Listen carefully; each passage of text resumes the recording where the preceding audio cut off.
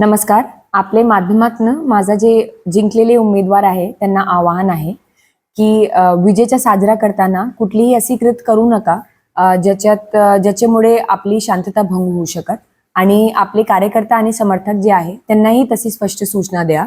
सोबतच जे पराभूत झालेले उमेदवार आहे त्यांनी पण शांत मनाने हे स्वीकार करावा आणि आपले समर्थकांना अशीच सूचना द्यावा की कुठल्याही कायदा व सुव्यवस्थेचा प्रश्न निर्माण होणार नाही.